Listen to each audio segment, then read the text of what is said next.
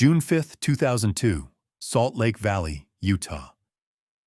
In the middle of the night, a kitchen chair lay knocked over and a bedroom window stood open, a haunting trace of the last struggle.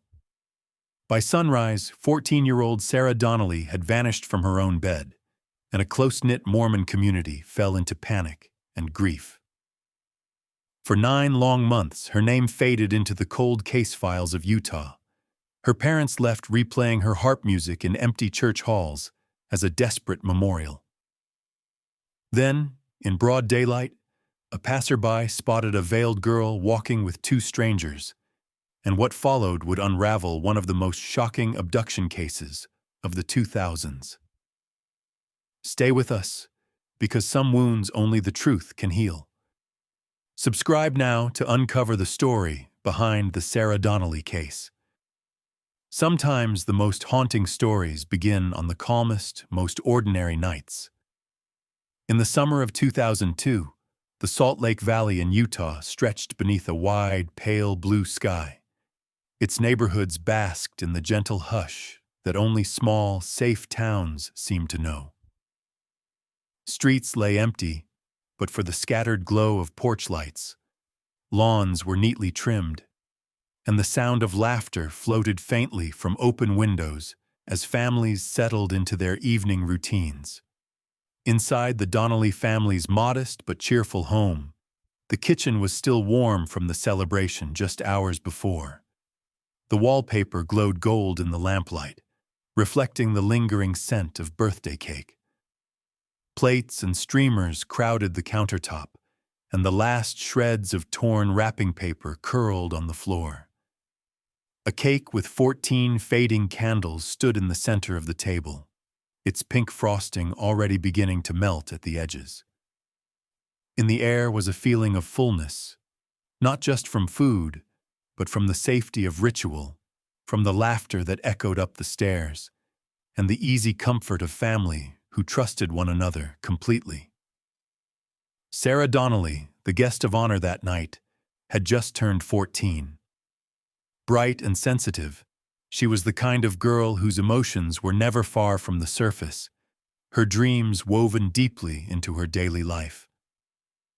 Earlier that evening, with her face still flushed from blowing out her candles, she had carried her harp, a cherished birthday gift from her grandmother, into the living room.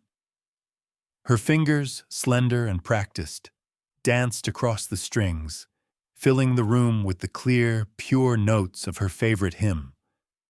Her younger sister, Emily, curled on the couch beside their mother, listening in quiet awe. Even their father, who so rarely paused his work, set down his phone to listen as the last gentle chord faded into the night. Later, as the party's energy wound down, Sarah and Emily climbed the stairs to their shared bedroom. They giggled as they changed into pajamas, sharing whispers about secret crushes and inside jokes that only sisters would understand.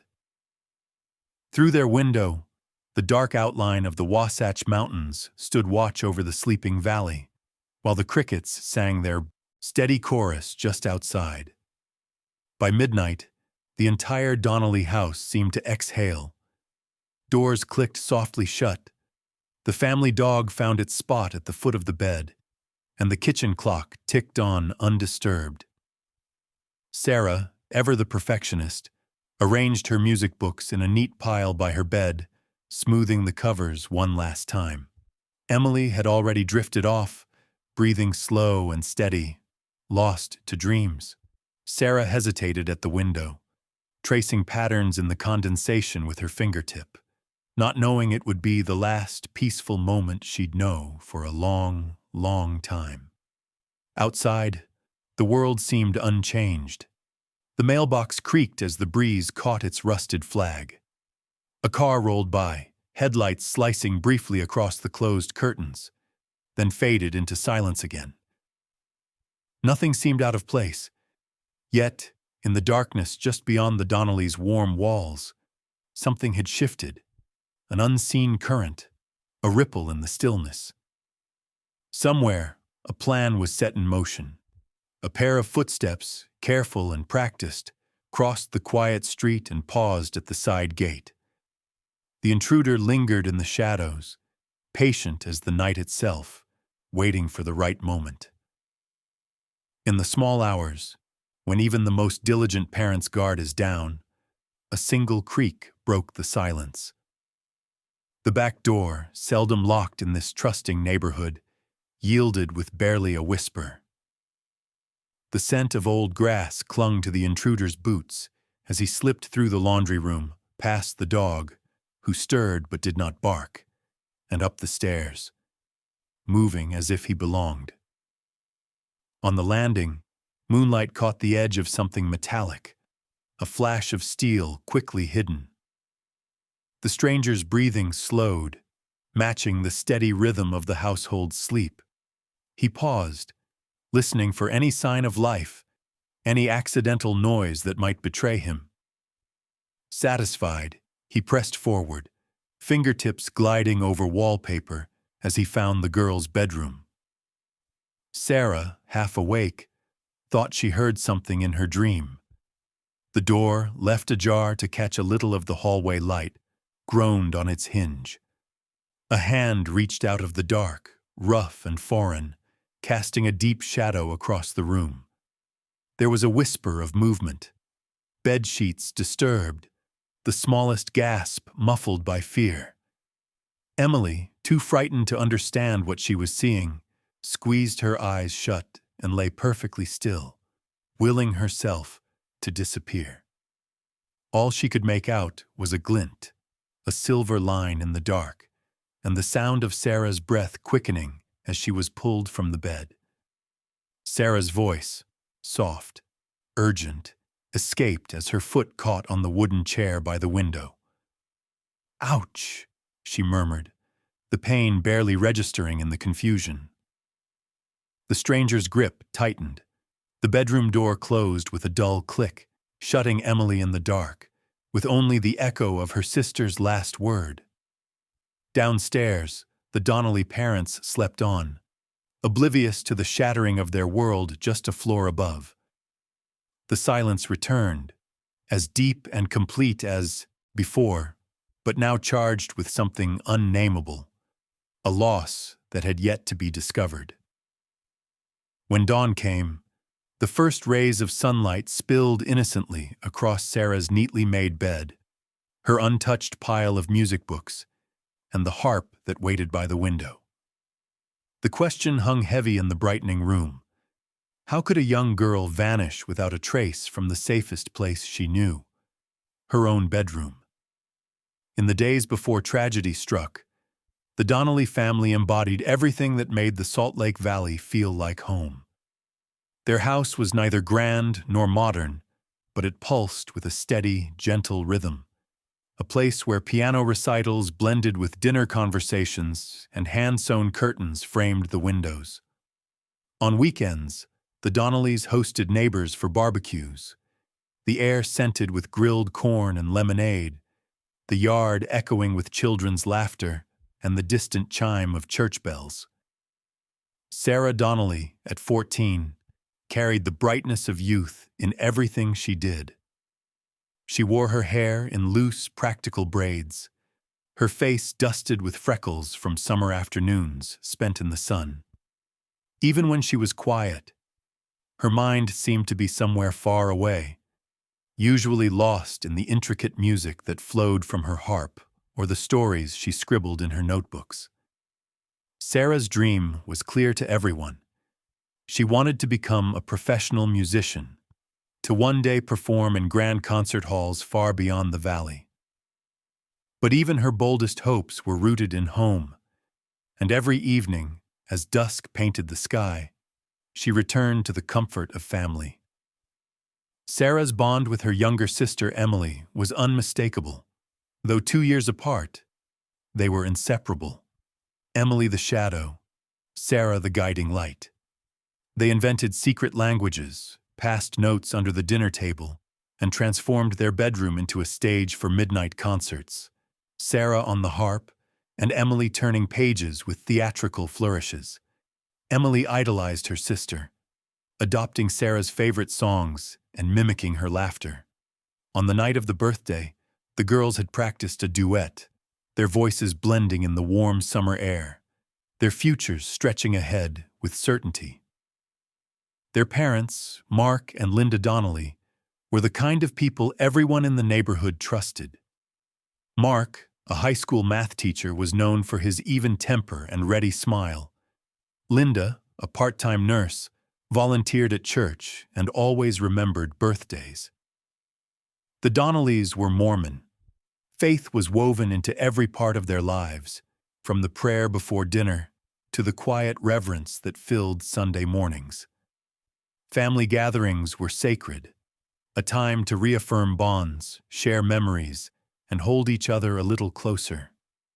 It was this faith, and the strength of the community around them, that had always made the Donnellys feel protected. The Salt Lake Valley itself felt almost untouched by the world's harsher realities. Bordered by rolling foothills and the distant sweep of the Wasatch Mountains, the town offered a postcard version of American suburbia: tree-lined streets, ice cream shops, kids riding bikes until dark. People left doors unlocked, waving at one another from driveways, trusting that the unwritten rules of neighborliness would hold everything together. But even as the Donnellys lived within this cocoon of security, there were cracks too fine to see. Outsiders rarely passed through, and when they did, their presence was quickly noted and just as quickly dismissed. Most people assumed trouble couldn't find its way here, not in a place where faith and family ruled, not among people who saw each other every Sunday. Sarah's world was shaped by this sense of safety. Her routines never varied: school, music practice, church, home.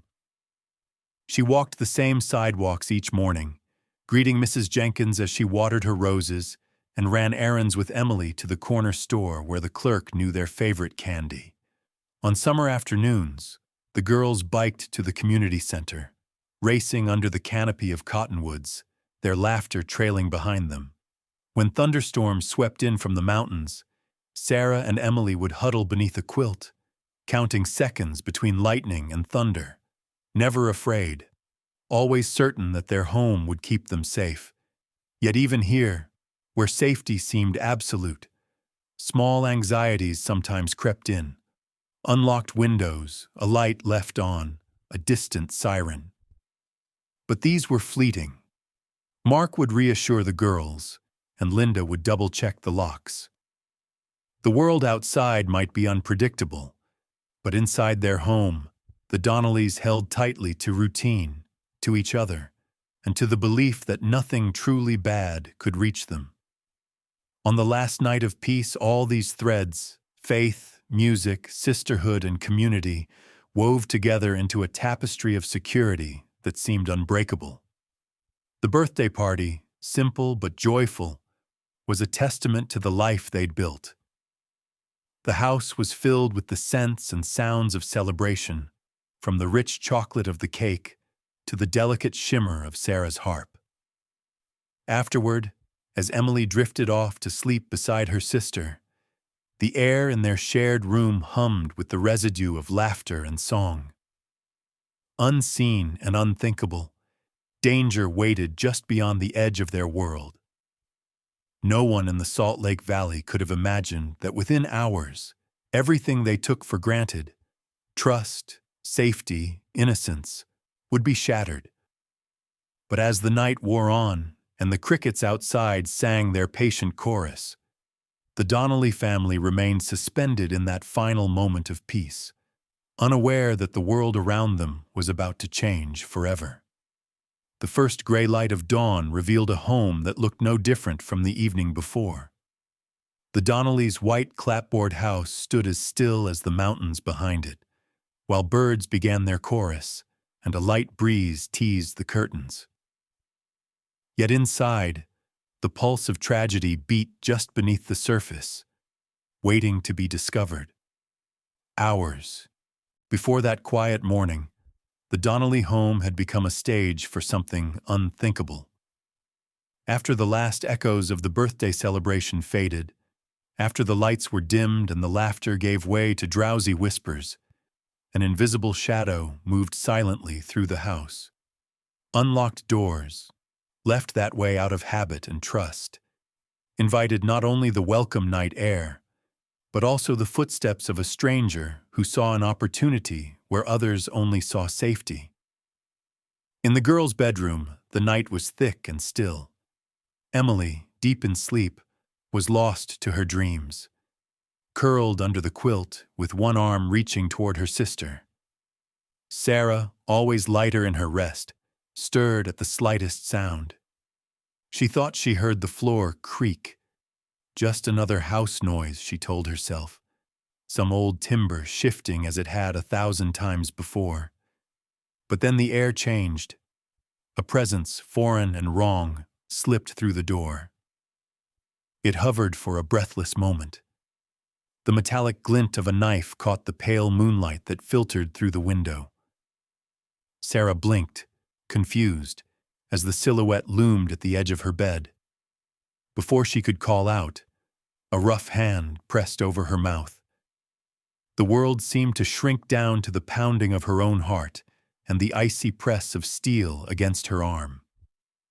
The stranger's grip was firm, his movements swift and certain. There would be no time for screams or resistance.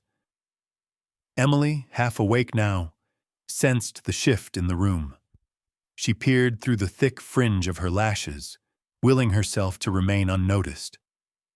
She saw the glint of the knife, saw her sister's wide eyes, and heard the smallest muffled sound. A whispered, "Ouch!" as Sarah's foot caught on the wooden chair beside her bed, its leg scraping along the floor in the darkness. Paralyzed by terror, Emily made the split-second decision to pretend she was asleep. She lay perfectly still, not daring to move, barely even breathing. In that moment, the whole world seemed to shrink to the space between her racing heart and her sister's struggle. The stranger pulled Sarah from the bed, his grip unyielding, and forced her toward the door. Sarah's slippers, left beside the bed, remained untouched, a mute testimony to her sudden absence. The harp, resting against the far wall, caught the faintest sliver of light as the door swung shut. The last thing Emily saw, before everything vanished into darkness, was her sister's hair slipping through the stranger's grasp, trailing behind her like the end of a melody. The door closed with a quiet finality, sealing the sisters on opposite sides of an unimaginable divide. For a few seconds, Emily lay frozen, her mind racing with fragments of what she'd witnessed, unwilling to accept its reality. The silence returned, heavier now, pressing down on her small body until the room felt impossibly large and empty. Down the hall, their parents slept on, unaware of the nightmare unfolding a few steps away. The dog, disturbed only, slightly, circled once in his basket before settling back to sleep.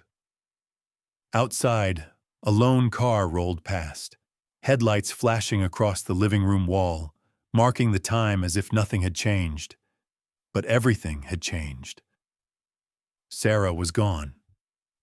The first hours of the morning crept by, slow and uneasy. Emily, unable to comprehend what she'd seen, eventually drifted into a restless half-sleep. She dreamed of hands in the darkness and the sound of harp strings snapping one by one. When she awoke again, sunlight was peeking over the mountain ridge, filling the room with a gentle glow. Sarah's bed was empty. Her shoes, her music books, the birthday cards, all untouched. Emily called softly for her sister, at first expecting a sleepy reply, then growing more desperate with each passing second. The silence that answered her cries was deeper than before, full of questions she could not ask. When Linda Donnelly came upstairs to wake the girls for breakfast, she found only Emily sitting wide-eyed on the edge of the bed, clutching a pillow to her chest. At first, Linda assumed Sarah had simply woken early, maybe gone to the bathroom or slipped downstairs. But as the minutes stretched and every room was searched, the impossible truth settled in. Sarah had vanished, leaving behind nothing but the echo of her presence. The shock was swift and total, sending ripples through every corner of the house. A girl, just 14 years old, had disappeared from her own room, from the heart of a quiet, trusting community that never imagined evil could walk so close to home. Outside, the world went on as usual. Neighbors fetched newspapers and children biked to the pool. But for the Donnelly family, the ordinary rhythms of mourning shattered, replaced by fear, disbelief, and the dawning horror that their safe, familiar world had been irrevocably changed.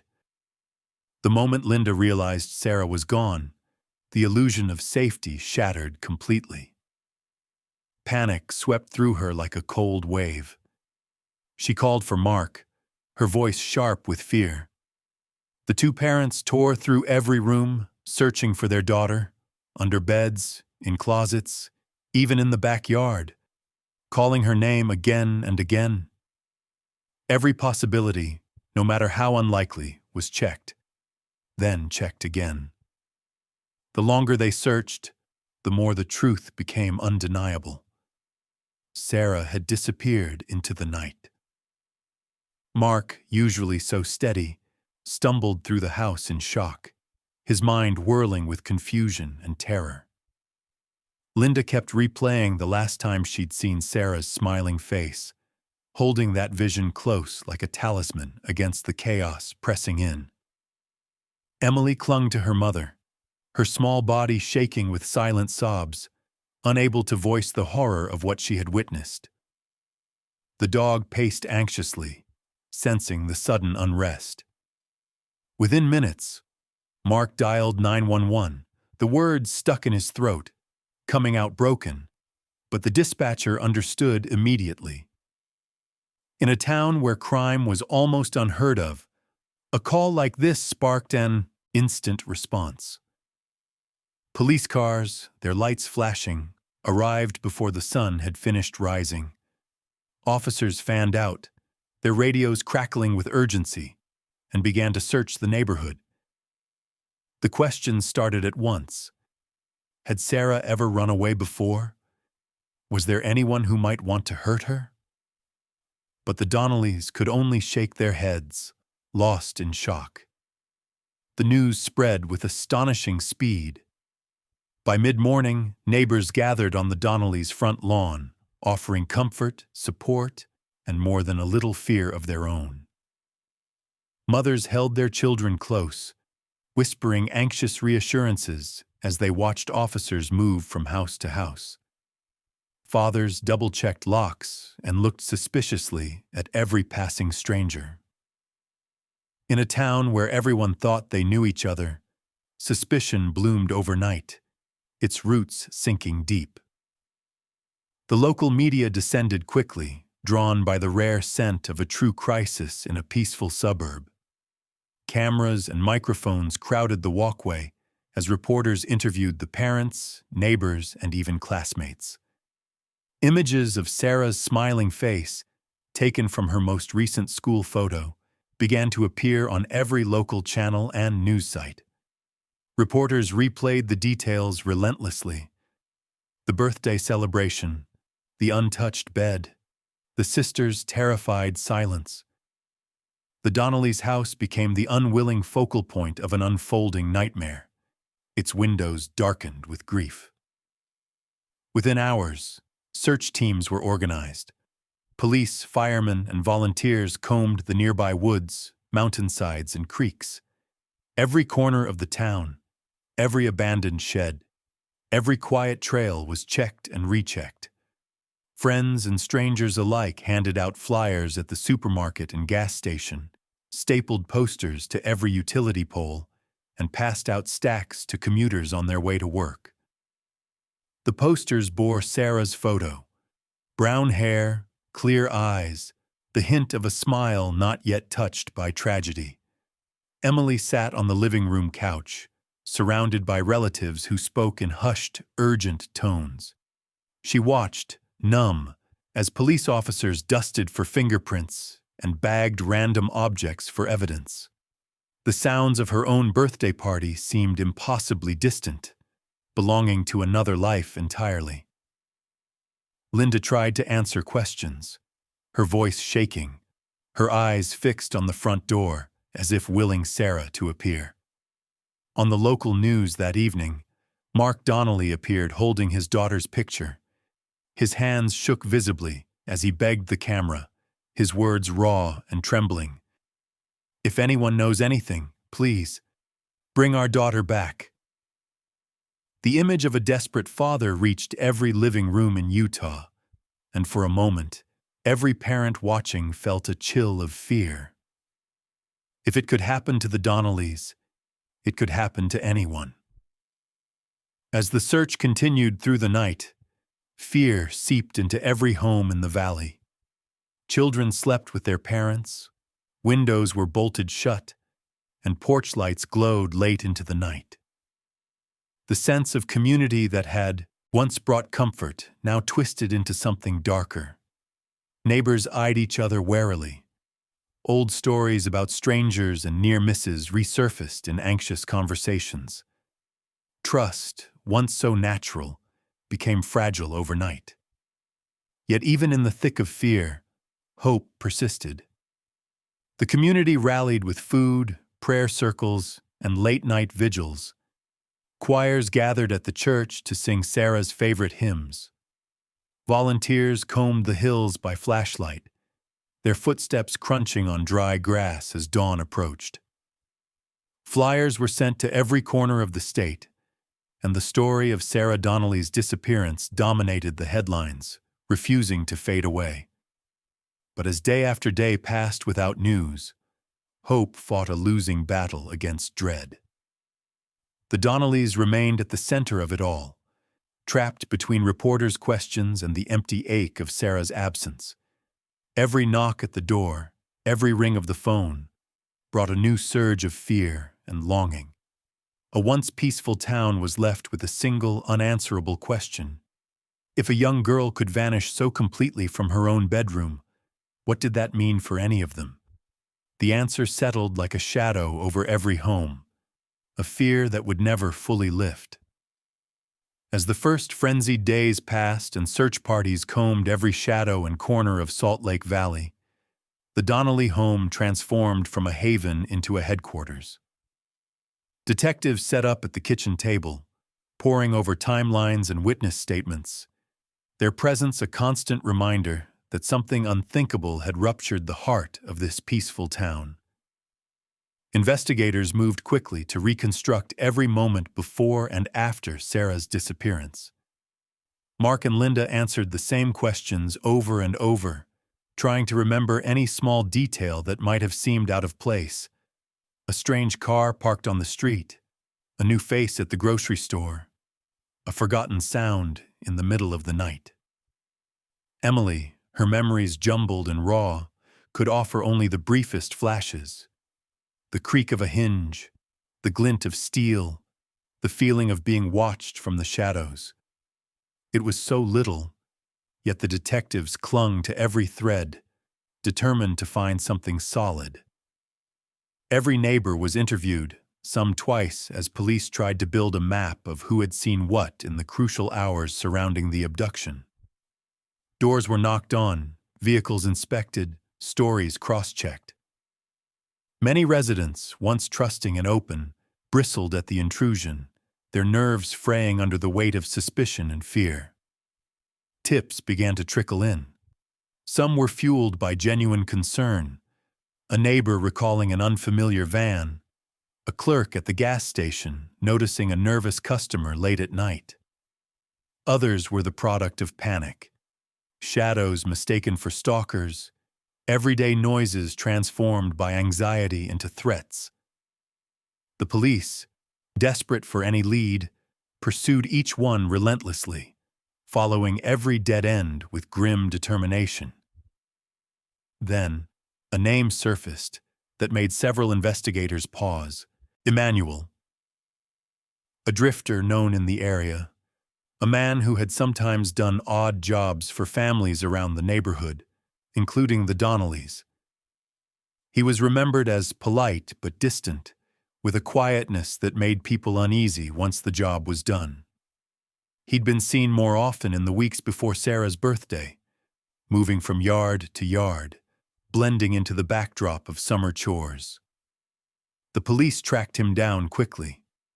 Emmanuel sat through hours of questioning, his responses measured, his story consistent. He hadn't been near the Donnelly home that night. With little evidence tying him to the crime, investigators reluctantly let him go, but his name remained circled on every detective's notepad. Another tip caught everyone's attention. A local librarian reported a strange encounter just days before Sarah vanished. She remembered a veiled girl escorted by a man she didn't recognize, moving quietly between the stacks of books. At the time, she'd assumed it was a matter of religious custom, not something sinister. But now, in the harsh light of Sarah's disappearance, the memory took on new, unsettling weight. Police reviewed security tapes, but the footage was grainy and inconclusive. The lead faded as quickly as it had come, yet it lingered in the investigators' minds as a chilling possibility. Was Sarah already being watched, even before that night? The case grew colder with each passing day. Detectives circled back to the same suspects, running background checks, knocking on doors that had already been opened too many times. Rumors spread through the community like wildfire. Every eccentric neighbor became a potential villain, every odd encounter a clue. Children were kept inside after dark. Church groups met to pray and compare notes, looking for patterns that might help the investigation. The collective sense of violation and helplessness deepened, poisoning the simple routines of summer. The Donnelly family endured the questions and suspicion with a numb resilience. Mark spent his days fielding calls from the police, friends, and strangers, each promising help but delivering only more uncertainty. Linda, worn thin by grief and exhaustion, clung to hope with the fierce determination of a mother who refused to let her daughter's memory fade into statistics. Emily grew quieter, shrinking away from reporters' questions and the curious stares of classmates. She began to sleep with the lights on, afraid of the shadows that pooled in the corners of her room. Media attention grew even more intense. National outlets picked up the story, reporters camping on the front lawn, cameras trained on the front door from dawn to dusk. The Donnelly family's heartbreak was broadcast for all to see, their pain becoming a spectacle, their lives dissected by strangers looking for answers. But for all the attention, for all the expertise and technology brought to bear, the investigation returned again and again to the same frustrating place. No evidence, no credible suspects, no sign of Sarah. As summer deepened and the valley baked under an unrelenting sun, the search continued. Volunteers grew weary, leads dried up, and the once vibrant posters bearing Sarah's face began to curl and fade on telephone poles. Still, the investigators pressed on, their hope dimming but not extinguished. Somewhere, they believed, a clue remained, hidden in plain sight, just waiting to be found. But for now, the trail had gone cold, leaving behind only unanswered questions, restless nights, and a family suspended in a nightmare with no end in sight. Summer faded into autumn, the days growing shorter and the nights colder, but the ache in the Donnelly home did not change. The missing person flyers became part of the landscape, bleached by the sun, tattered by wind and rain, a permanent reminder of the night everything changed. The urgent voices of news anchors faded, headlines shifted to newer stories. The camera crews packed up, searching for the next tragedy.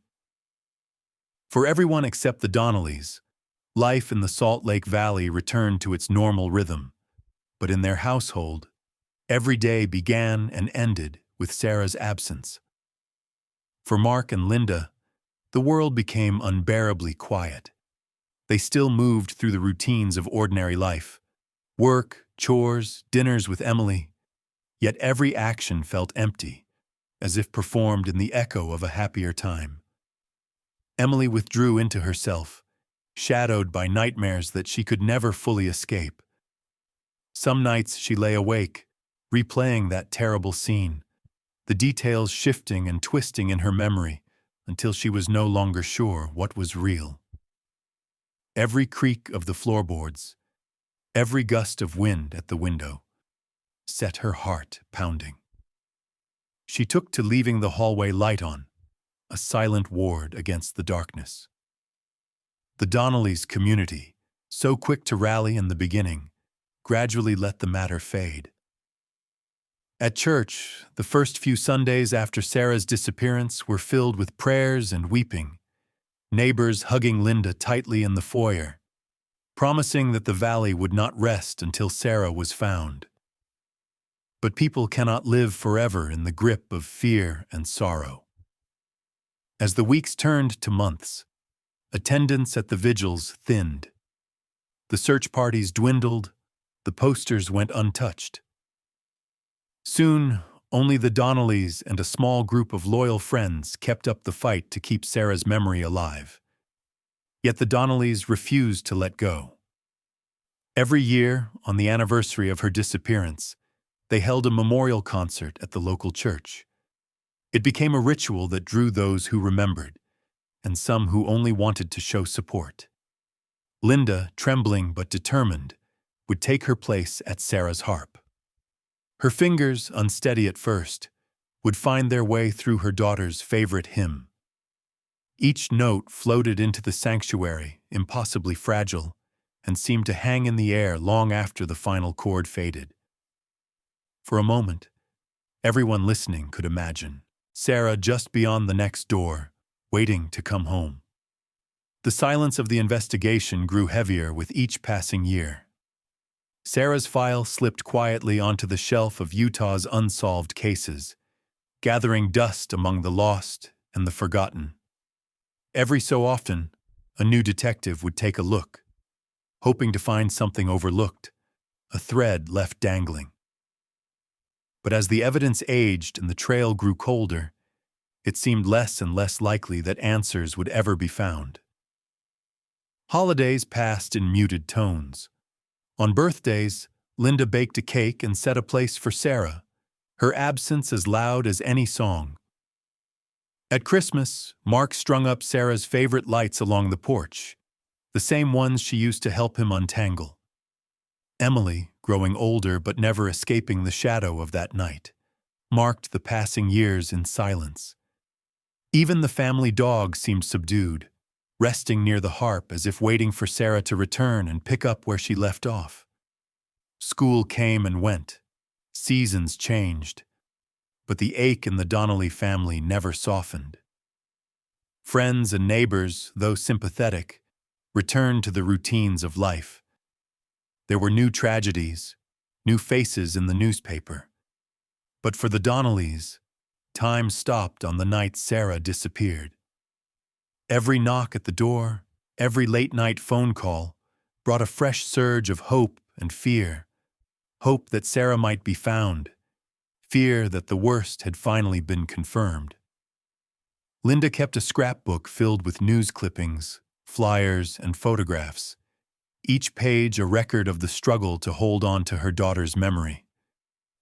She returned again and again to the last family photo they had taken, the four of them smiling in the summer sun, Sarah's eyes bright with possibility. It was impossible not to imagine what might have been. Sarah at school dances, Sarah performing her first concert, Sarah growing into the future she had once dreamed about.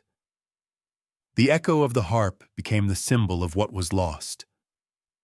On quiet afternoons, Linda would sit at the instrument, her hands moving mechanically over the strings. Sometimes the sound filled the empty house with warmth. Sometimes it rang out sharp and brittle, a reminder that something precious had been taken and could never be restored. The fragile sound of harp strings echoed inside the empty sanctuary, a ghostly presence that reminded everyone of the girl who had never come home. Outside, the world continued on. Leaves fell, snows came and melted, flowers bloomed and died.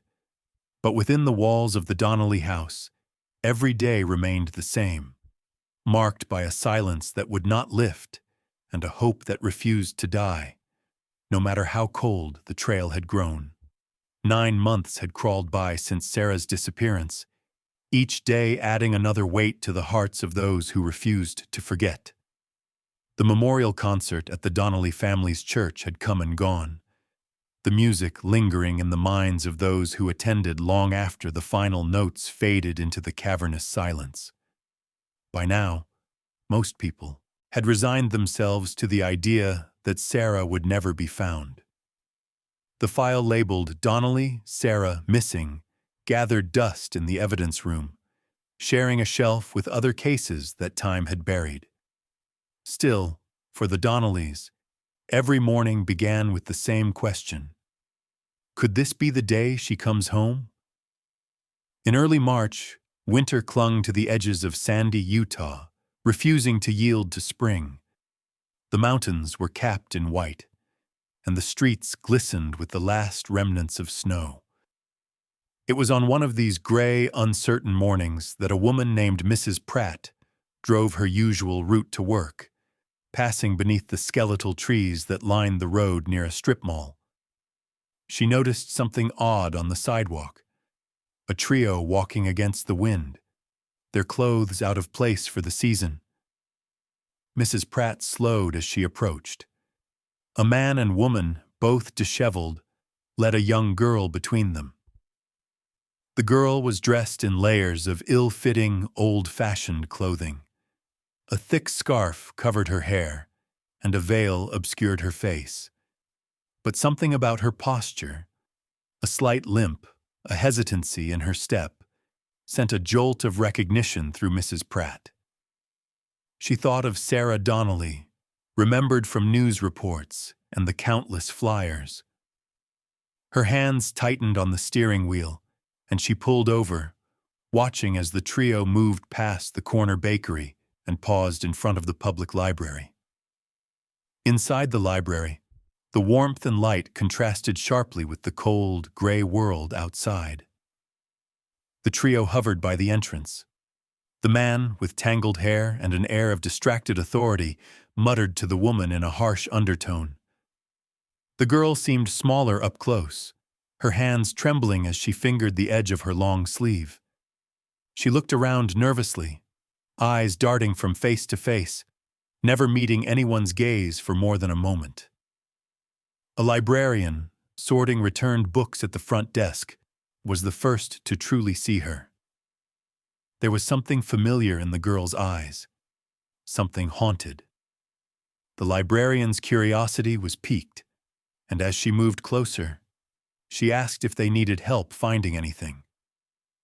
The man quickly declined, but the girl's eyes, large and pleading above the veil, lingered on the librarian's face for a moment too long. Then the group turned away, disappearing into the stacks. By the time the librarian thought to call the police, the three were already leaving. They continued down the sidewalk, the girl still pressed between her two companions.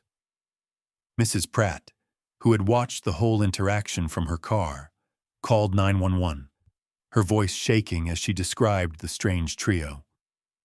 "I think I just saw Sarah Donnelly," she said, trying to keep the urgency out of her voice.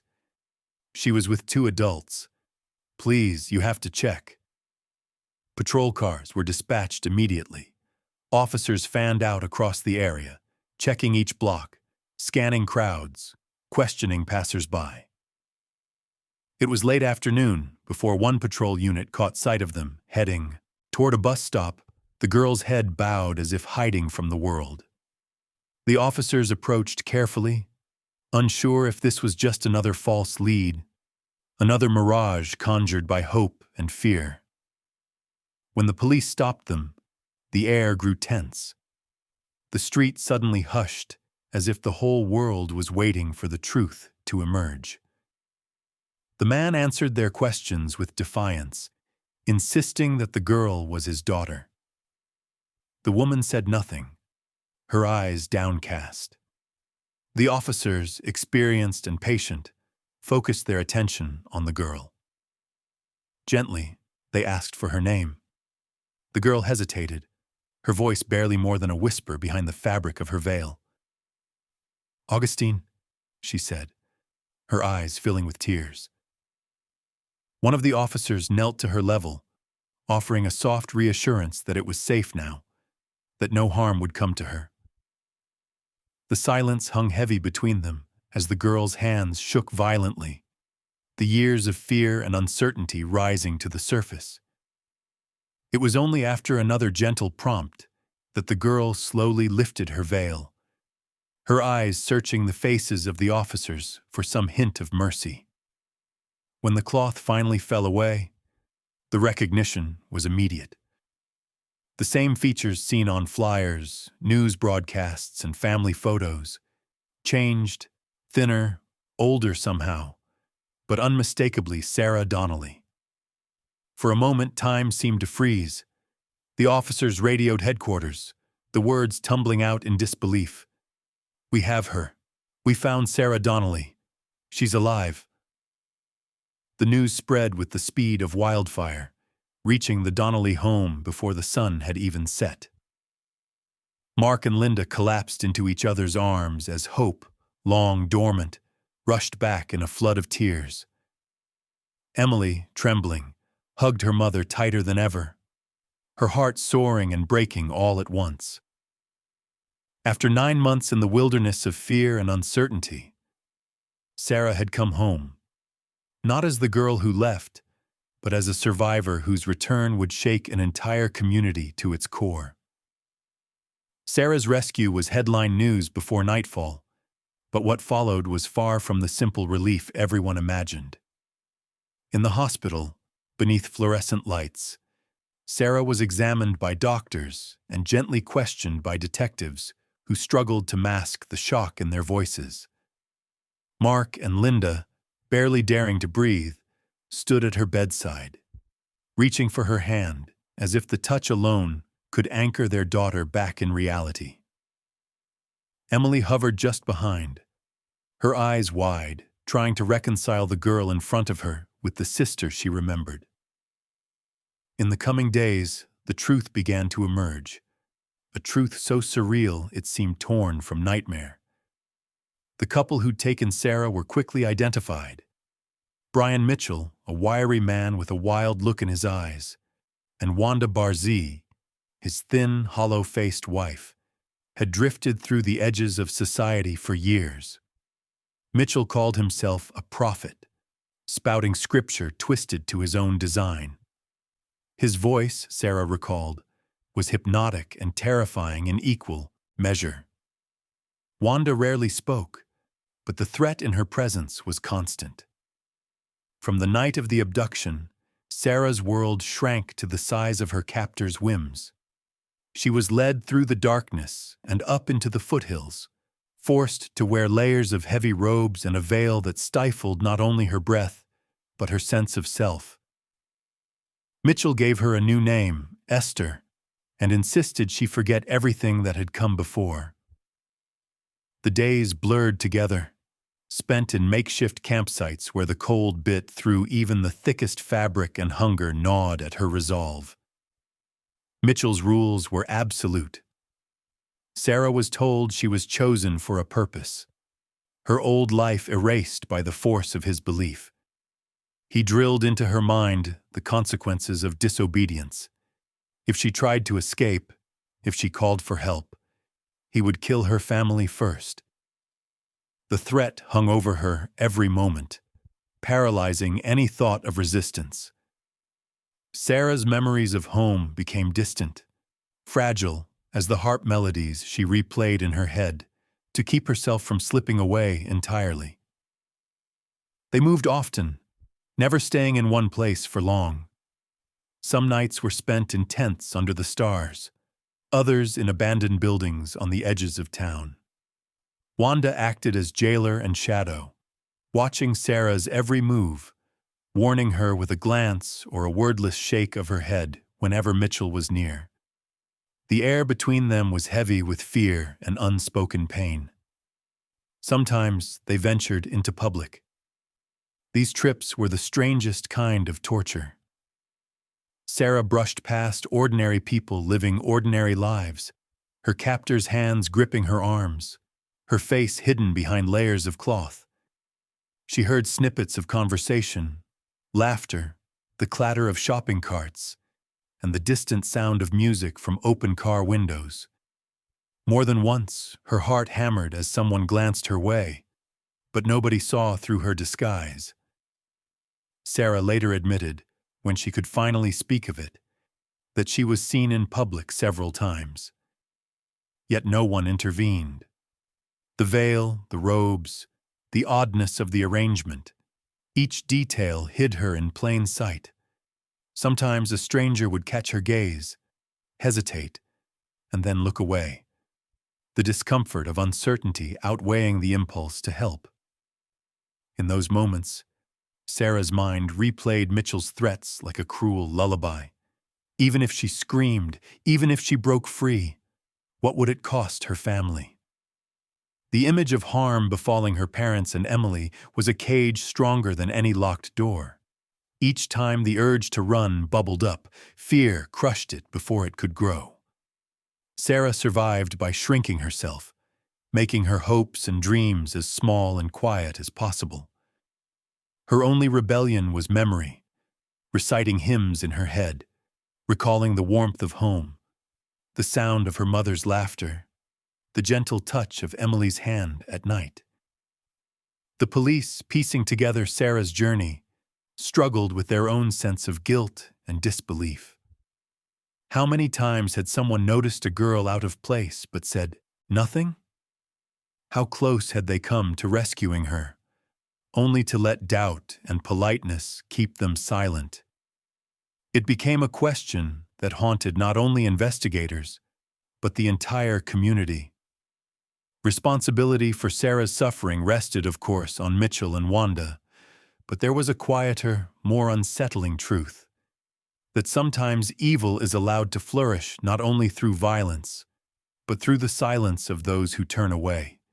Sarah's return did not erase the trauma, nor did it undo the months of terror and isolation.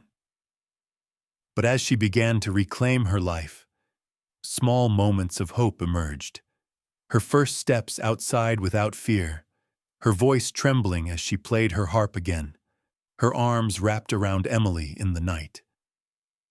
The Donnelly family gathered close, determined to hold Sarah in the light until her darkness faded.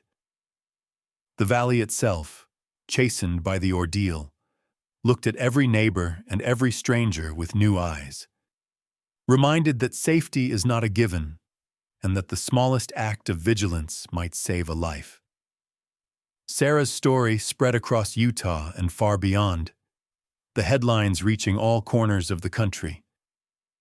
Reporters clustered outside the Donnelly home, their cameras poised to catch even the smallest glimpse of a family reunion.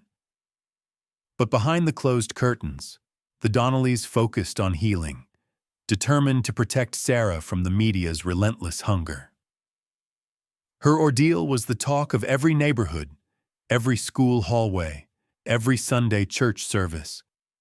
The facts of her abduction, captivity, and miraculous return were retold and reshaped, woven into the valley's collective memory. In time, the shock of Sarah's rescue faded, and the hard work of rebuilding began. Doctors and counselors helped her piece together her fractured sense of self, moving gently through the trauma that still echoed in her dreams. She struggled with fear, of strangers, of open doors, of nightfall, but with her family's love as a steady anchor, she slowly reclaimed her place in the world. Music became her sanctuary again. The harp, once silenced by pain, now filled the Donnelly home with cautious, beautiful melodies, each note a fragile testament to survival. As Sarah recovered, the case gained national attention, not just because of its horror, but because of what it revealed about trust, vigilance, and the hidden dangers in plain sight. For weeks, the town's churches, schools, and community centers filled with parents and children, counselors, and law enforcement, all searching for answers. What signs had they missed? How could something like this happen in a place so safe, to a family so beloved? Even the police, praised for their eventual rescue, privately replayed every missed opportunity, every ignored tip, every small moment when things could have turned out differently. Reporters drew connections between Sarah's ordeal and another infamous case from the same valley, one that had haunted Utah for years. In June 2002, Elizabeth Smart, just 14 years old, had been abducted from her home in Salt Lake City. Her kidnapping had sent shockwaves across the nation, fueling a desperate search that lasted for months. Elizabeth, too, was taken by Brian David Mitchell, a self-proclaimed prophet, and his wife, Wanda Barzee. Just like Sarah, she was forced into a life of captivity, threatened with violence, and hidden in plain sight under a veil and new name. Elizabeth endured 9 months of unimaginable fear before a stroke of luck and a determined community brought her home. As Sarah's story unfolded, it was clear that her ordeal had been inspired by the real-life nightmare that Elizabeth endured. The echoes were impossible to ignore.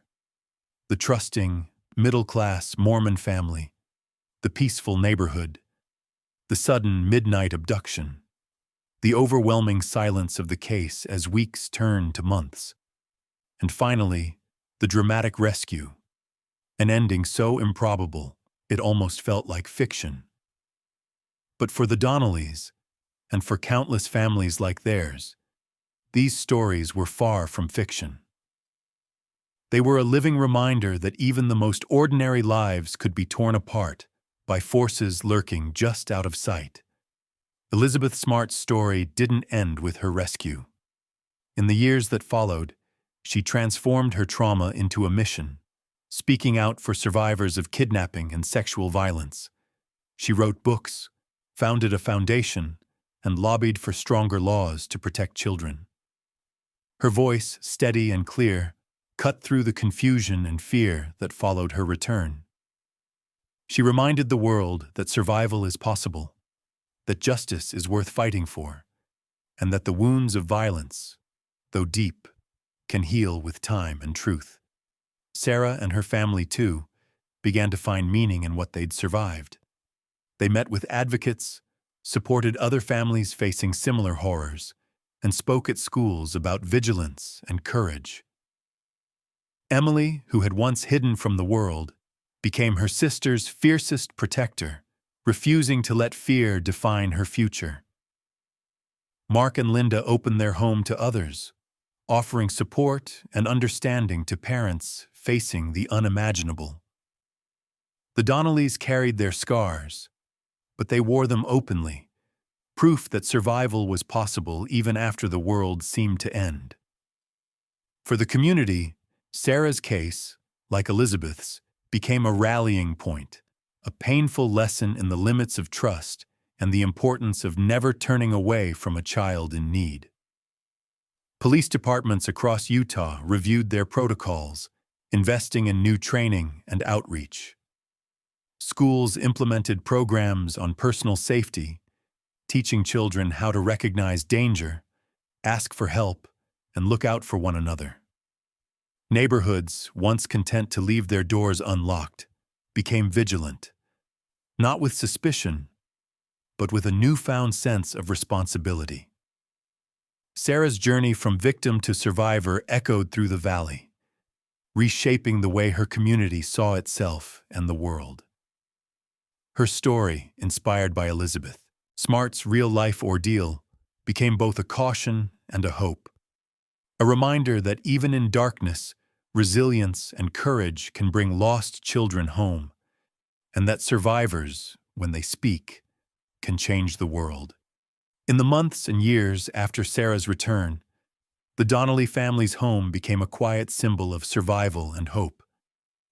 The world around them changed, but inside those walls, healing happened in steady, deliberate ways. Sarah moved through her days with a new strength forged by pain, her resilience visible in the way she brushed her fingers over harpstrings, her eyes finding light even after so much darkness. Her parents learned the delicate balance between protection and freedom, letting Sarah set the pace for her own recovery. Emily, once shadowed by nightmares, grew into a young woman with a fierce sense of purpose, unwilling to let fear dictate the boundaries of her world. The memory of the ordeal never left them, but it transformed. It became less about terror and more about the lessons they carried forward. On the anniversary of Sarah's disappearance, the Donnellys gathered with friends and neighbors in the church sanctuary, filling the space with candlelight and music. Each year, Linda played Sarah's favorite hymn on the harp. Her hands, once trembling with grief, grew steady with gratitude. The notes soared and lingered in the rafters, each one a reminder that Sarah's voice, though silenced for a time, would never be lost. The family found comfort in their community's vigilance, a new watchfulness that was not born of paranoia, but of love. Neighbors who once greeted each other with casual waves now checked in more often, especially when something felt out of place. Parents walked their children to school, not just to keep them safe, but to show that the world, while uncertain, was still worth trusting. Churches hosted workshops on safety and support, teaching families how to recognize warning signs and what to do when something felt wrong. For Sarah, life after captivity was a daily act of courage. She returned to school in small steps, surrounded by teachers who made space for silence when she needed it and encouragement when she faltered. She spoke rarely about what had happened, but she spoke often about hope, the tiny glimmers she clung to when everything else seemed lost. Her harp became a tool for both memory and healing. Its music brought her back to herself, note by fragile note. Sarah's journey and the legacy of Elizabeth Smart's real-life courage inspired new conversations far beyond the valley. Survivors and their families reached out from across the country, some seeking comfort, others offering it. Sarah's story was told in classrooms, on news broadcasts, and at national conferences. It became a rallying point for those fighting to protect children and support survivors. Advocacy groups used Sarah's and Elizabeth's experiences to push for laws that made it easier for families to report abductions, harder for predators to hide, and less likely for cases to go cold. The Donnellys participated in public campaigns, their voices trembling at first, but growing stronger with time. They stood alongside Elizabeth Smart, whose activism became a lifeline for others. Elizabeth, now an author, speaker, and advocate, traveled the country sharing her message, that survivors could reclaim their voices, that healing was possible, and that every community had a duty to protect its children. Sarah's family followed in her footsteps, sharing their own story to show that hope was not naive, but necessary. In the quiet moments, when the world outside faded and the pain of memory pressed in, Sarah's music offered solace. Every plucked string, every carefully played chord, became a bridge to the life she was building. In the empty sanctuary after the annual concert, Linda would linger at the harp. letting the last notes echo off the stained glass. She knew the world was still imperfect, that evil did not vanish simply because her daughter came home. But she also knew that love, vigilance, and community could light even the darkest corners. The valley, once content in its innocence, became a place of cautious hope. Parents taught their children to speak up, to trust their instincts, to look out for friends who seemed afraid. Teachers learned to listen for silence, to recognize the difference between shyness and distress.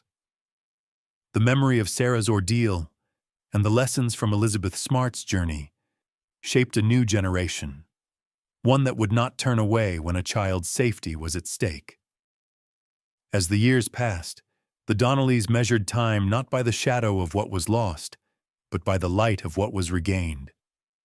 They marked anniversaries not with fear, but with gratitude. And in the music that filled their home and church, they found the courage to move forward. Some wounds, they learned, only the truth could heal. The lesson lingered in the valley's collective conscience. Be vigilant, report what you see, and never ignore a child in danger. Every harp string that resonated was a call to protect, to remember, and to act. And so, as the story of Sarah Donnelly drew to a close, at least for the cameras and headlines, it left behind a melody that would not be silenced. In every note played, in every story told, there was a simple promise: that no child should ever vanish into the darkness, and that the work of justice, vigilance, and hope must never end. If you believe in the power of truth, if you believe every unfinished story deserves justice, join us. Subscribe to our channel. Help us shine a light for those still waiting to come home.